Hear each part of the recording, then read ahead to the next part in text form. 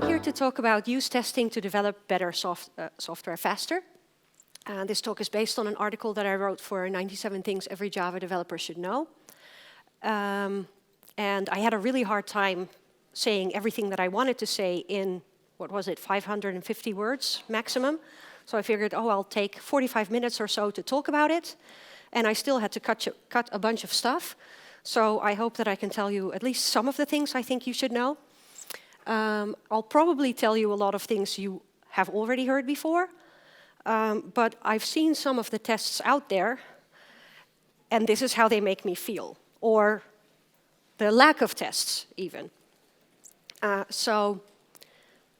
hope that I'll be able to give you at least some ideas of things that you can improve the next time you're at work. So often what happens is when you implement a feature, by the time you're done with the feature, or at least I know that I am as a developer, by the time I'm done implementing the feature, I'm also pretty much done with the feature, right? So if I then have to test the feature while I already feel like I'm done, I'm not going to test it very well. I might just fire it up and see that it does at least a little bit of what I expect it to do, but I won't be very creative in all of the things that I'll test because I will have used up most of my creativity implementing the feature. And you cannot test quality in at the end. So you really have to build it into your product. What does that mean? I found this testing manifesto by Sam Lang and Karen Greaves that highlights several points. Testing is something that you should do throughout your software development cycle, a bit like security, like Koen said in his keynote. You want to use your testing to prevent bugs from happening rather than fixing them at the end, because the later you find them, the more expensive they're going to be to fix.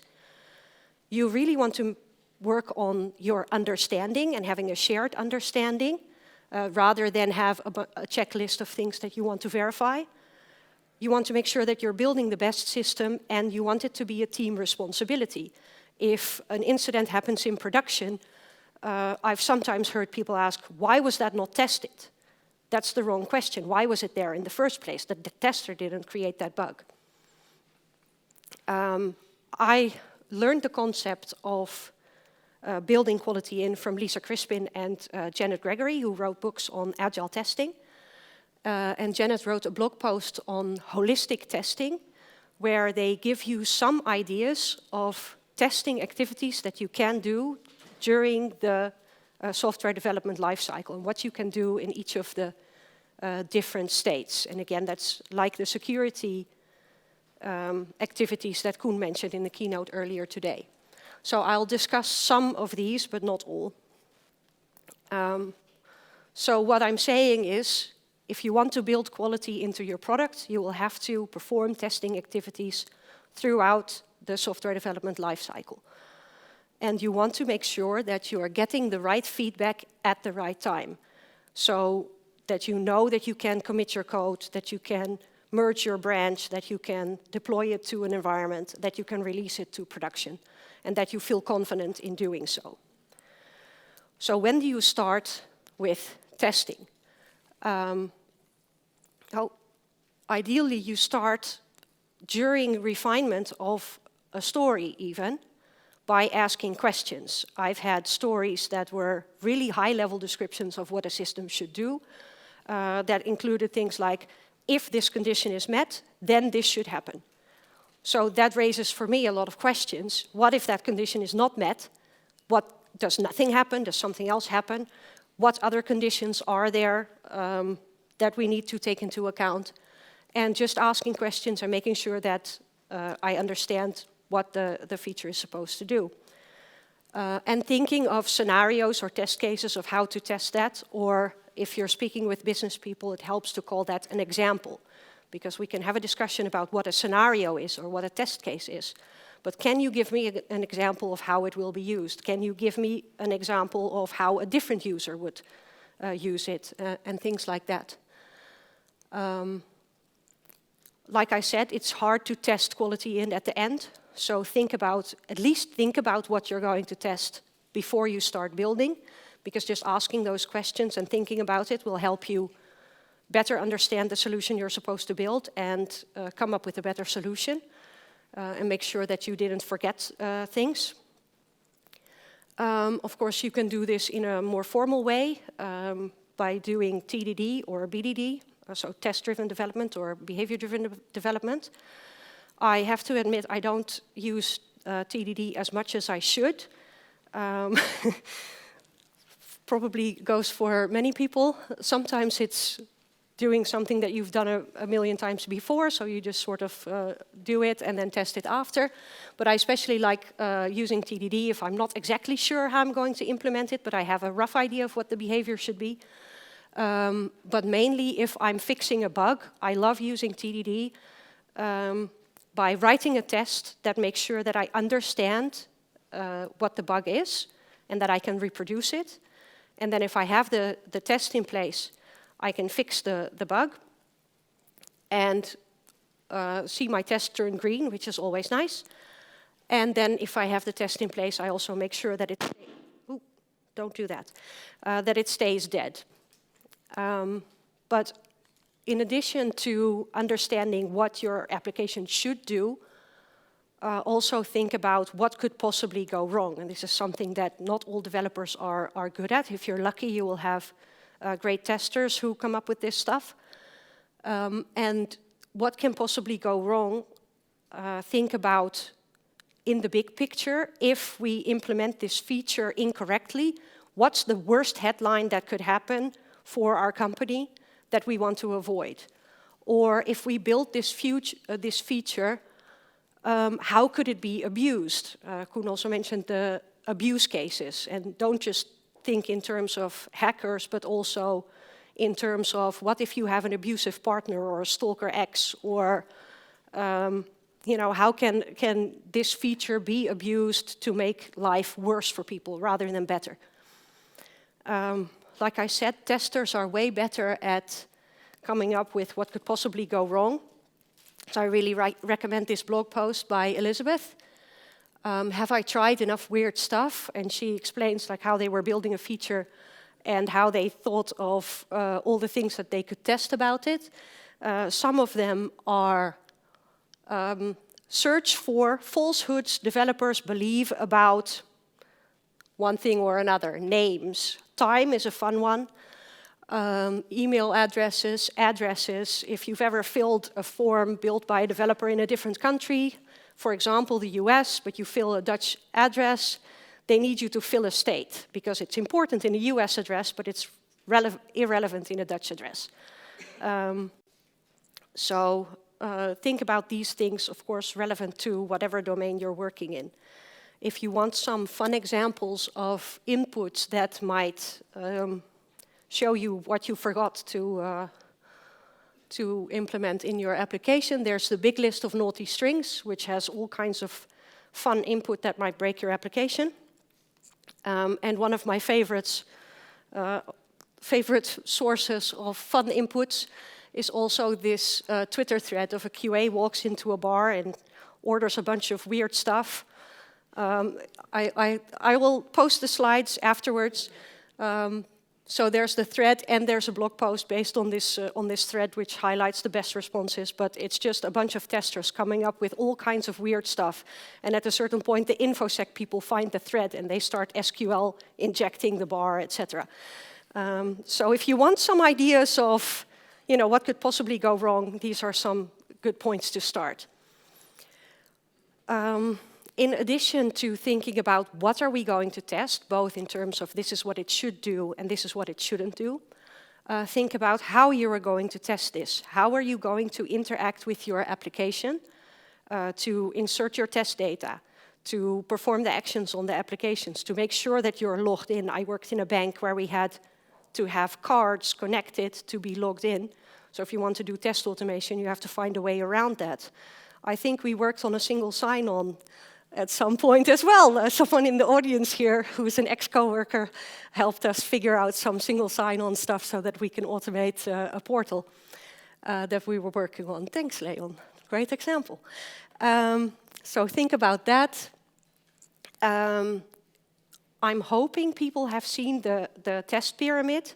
It can be a useful model to think about what types of tests do we want, how many do we want. Unit tests are quicker and therefore cheaper to run, and the more parts you add together, the more expensive, or the slower the tests are going to be, and therefore also the more expensive. This is a model to think about how you want to balance the different test types. There are also people who are using more like diamond shapes, so using more integration tests rather than unit tests.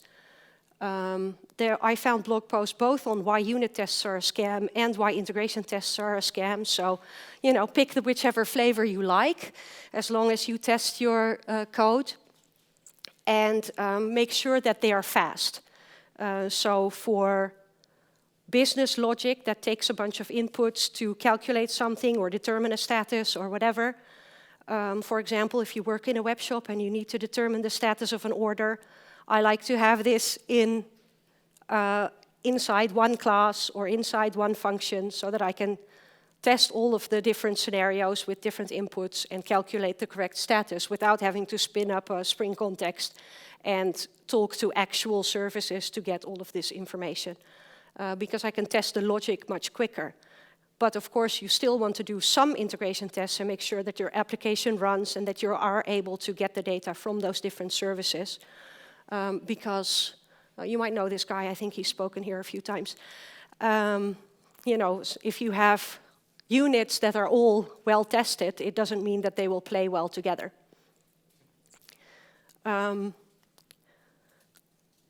In thinking about how you're going to test and how you're going to interact with your application, you're also going to improve the testability of your application. Testability is another thing that's really hard to add on top in the end. So if you think about what you're going to test and how you're going to test it as you're building your application will be more testable. There's some information in the book Accelerate by Nicole Forsgren and Jess Humble and Jean Kim. I don't know if anybody's read that. Some people. Okay, if you haven't, read that. It's really interesting about DevOps and all of the data to back up all of the choices that we make. And what they say is when developers are involved in creating and maintaining acceptance tests, the code becomes more testable. This is why TDD is important, they say. And if the developers are involved, they will care more and invest more effort in maintaining and fixing them. And they actually say that outsourcing the test automation to test engineers is not correlated to IT performance, but having the developers involved is. So if you know what you're going to test and how you're going to test it, you need to select the right tools. We have many to choose from. These are just a few. For unit testing, we use JUnit, but you can also use TestNG. If you want to do performance testing, there's JMeter, Gatling. We use Locust, but that's Python, so it's not integrated in the same build. If you need to talk to the front end, you can use Selenium or Cypress. If you need to talk to an API, you can use Rest Assured, Postman. For contract testing, there's Spring Cloud or Pact. But select a tool that is specific to the type of test that you want, because and use them as they're intended. If you use a different tool, then you'll be fighting that tool, and it will make using it harder, it will make upgrading it harder, and you will not get the right value from using that tool. I've been an active maintainer on Cucumber in the past, not as active now, but we would sometimes get questions like, can I use Cucumber for performance testing? Like, maybe, but you won't really get value out of either your performance test or Cucumber, just to give an example. We've also used Spring Cloud contract testing, and contract testing can be super useful to test that the area where the consumer and producer are meeting each other, that it works really well, but we ended up with over 200 contracts, I think, at a certain point, that were really just used as mocks for a bunch of different scenarios, but loading them took a long time. So we replaced all of those with WireMock and shaved several minutes off our build. So your tests, the tests that you have, should increase your confidence. They should tell you that it's okay to commit your code, to merge your merge request, to deploy it to an environment, to deploy it to production, and feel confident enough to do that, and don't be afraid to get called out of bed in the middle of the night. This was a point that was also made by Maaike, who's a tester. The role of the tests and the tester is to provide you with that confidence and to make sure that you're building the right thing and that you're building it right. The test should also be reliable. One of the things I hate the most is flaky tests. Tests that will pass sometimes, fail another time. You can't figure out why. It's caching or race conditions or other fun stuff. But if they fail intermittently, at some point you're going to also ignore that failure. And you won't be able to trust the results of your test suite. And if you're going to ignore the failures, you might miss actual failures because it keeps crying wolf. You might miss it if there's an actual wolf. So if you have flaky tests, please, if you can, fix them. And if you can't, delete it. I'd rather have a reliable test suite than a flickering one. So don't be afraid to delete your tests if they're no longer providing value, because analyzing the failures takes a lot more time than checking something. So I'm now going to show you, or soon going to show you, some fun examples of tests that I've encountered in the wild. They're hilarious. So first, run your tests. If I see, and I've seen developers skip tests, and it breaks my heart every time. Are you breaking my heart, Leon?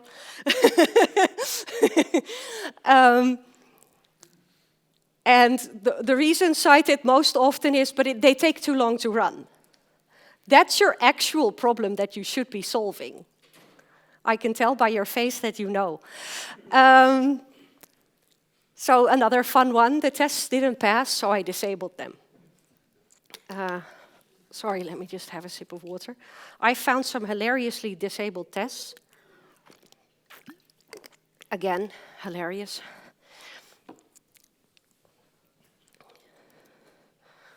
Yeah, so the first one, you find it, you're new in a team, new in a code base, you find a test, it's been ignored. This is normal-ish, right? So you annotate and you see it's been ignored by this person who's left the team, and it's been ignored for 2 years. I think we can delete this test. It hasn't run in 2 years. Apparently we're not missing it.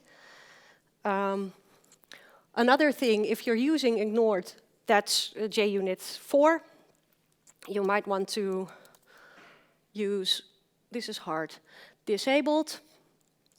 And if you absolutely have to do this, then at least give a reason why you're disabling this at this point. Because I have to confess, I've also done this. I recently implemented a new feature, made a mistake, broke production, and had to get a build out, and our tests were flaky. We were also working on fixing them, but I needed to get the build out. So I needed to disable some tests, get the build out, fix production, and then continue fixing the flaky tests. Well, this is interesting. So the previous one was a bit better than this one. I've also found this. Like, just the entire test class has been commented out. It was done by the same guy that left the team 2 years ago or whatever. It hasn't run in 2 years. Just delete it. Don't do this. But my favorite one that I found recently, if I can find my cursor, was this one. I thought this was very creative. You just comment out the add test. Now it doesn't run.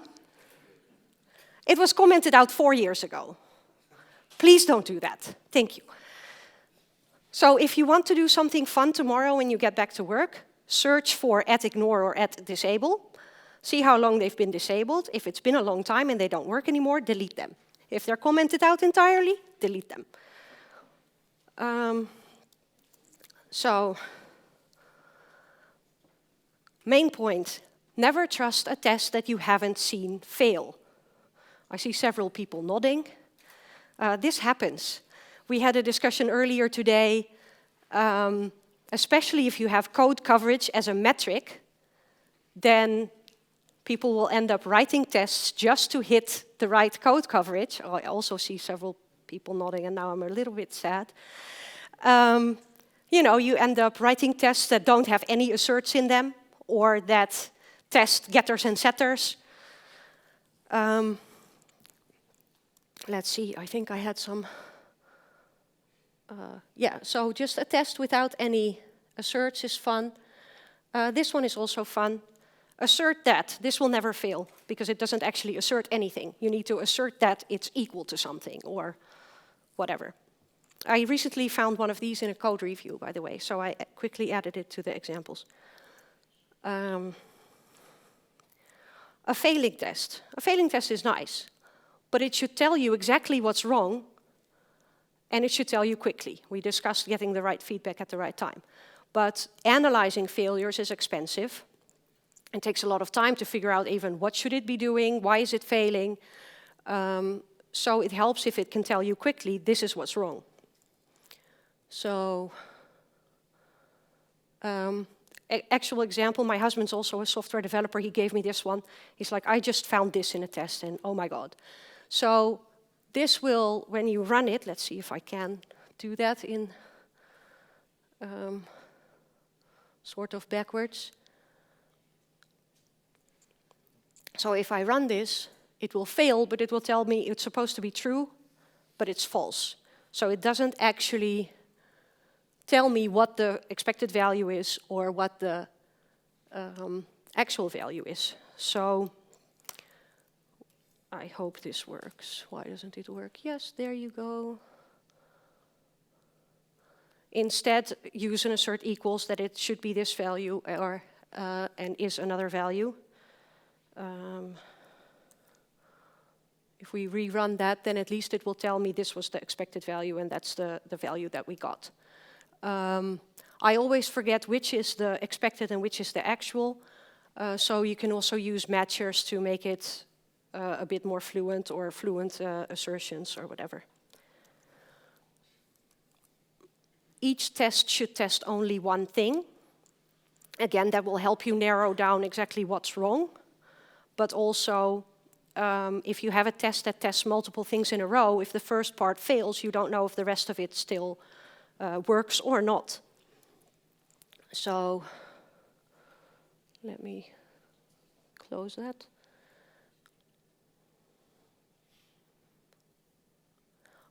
The examples are contrived because that makes it easier to understand them. But I recently found a test where they were like, okay, so I have a thing, I test something. I change the thing, I test something else, etc. So if the first one fails, does the rest still work? And now I'm missing a bunch of tests. They should be 3 separate tests. Use meaningful and descriptive names. Again, the test should tell you what it's supposed to do. So if it fails, I can tell whether this should fail because it's now broken, or this is a test that maybe I should change because I changed the behavior, and now I also need to update the test to reflect this changed behavior. Actual examples of this, if I can find my cursor. I found a test suite like this: test scenario 1, test scenario 2, etc.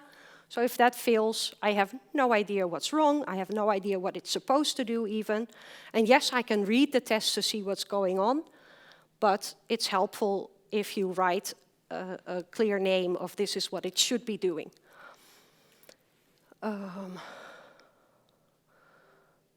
And you can use display names to do so, although I dislike having to type both the method name and the display name and type the same thing twice. Of course, if you're using Kotlin, you can use the method name in backticks. So there are all sorts of things that you can do to make your tests more readable so that they can help people understand what your system is supposed to do. Finally, take into account the cost of your tests, not just writing the tests, but also running them and the time that it takes, and how long does that take during a build or while I'm coding, and how much will that distract me. If it takes too long, I start to read Twitter, and now I'm context switching, so that's costly.